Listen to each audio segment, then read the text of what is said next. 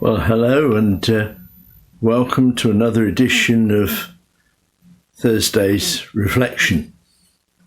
I'm Keith and I'm standing in this week for Sean, who's involved in other things. Wonder if you've been like Margaret and myself during lockdown, seeing all the things that we ought to be getting on with, planning, we'll be able to do that when we've got time, and we've, if I'm honest, not got round to many of them.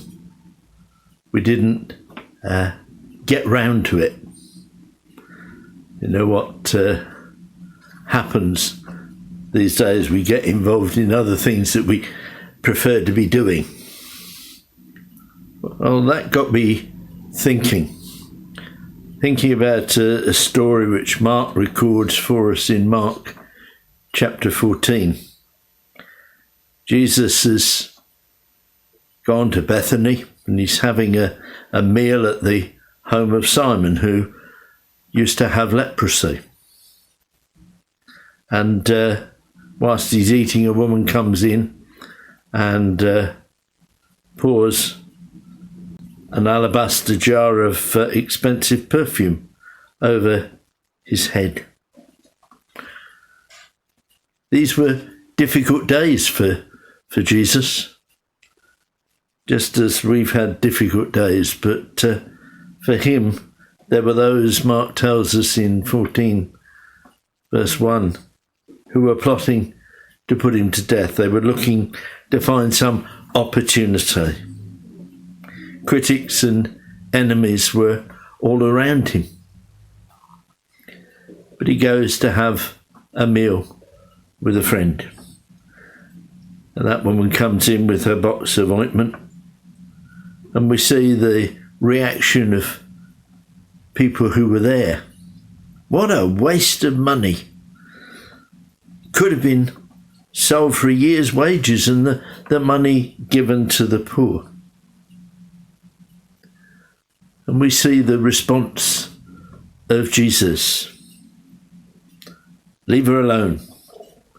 Why do you criticise her for doing what's good for me, a good thing? She has done what she could. She has done what she could. Those thoughts been going around in my mind. Here's this woman who had perhaps very little, but she did what she could. She did what she could with what she had. You know, some think of what things they would do, rather like us thinking of the things that we could be doing. There are some who gripe, don't they, about things that other people don't do. They should have done this. She did what she could with what she had. That perfume. She wanted to show her love for Jesus. And you know, there are occasions today when there are limits to what we can do. We perhaps can't get out to see folk that we would love to see. But we can phone them. We can write them a letter. We can show them that we love them. We can pray for them. This woman did what she could with what she had. She also did what she could while she could do it. You know, some are always going to do something sometime. Comes round to it. There are always those who are great tomorrow's people. I'll do that tomorrow. Some believe in yesterday. Oh, well, that's gone. Missed it. Some are always waiting for the right moment. This woman saw the moment, seized the moment, and did what she could while she could. And she did what she could regardless of the critics. You know, there are always complainers. Yes, even in the church.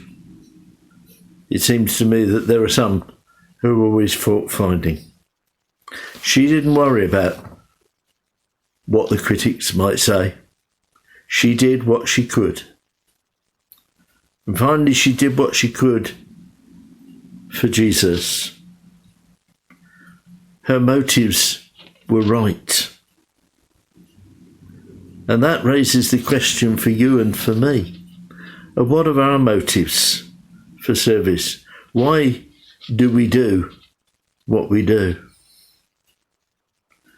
Rewards come from the right motive. This woman, we don't know her name, we know very little about her, but her story is there, and we're still talking about it today. Rewards come from the right move. So she did what she could with what she had. She did it while she could. She did it regardless of what people might say, what the critics might say. And she did it first and foremostly for Jesus. What a great statement for life. She did what she could. Wouldn't it be great if, when looking back on your life and mine, people were able to say they did what they could? The question for you and I today is, what will we do with what we have? Have a read of that story again and think about it. And Jesus saying she did what she could. Thank you for listening. God bless.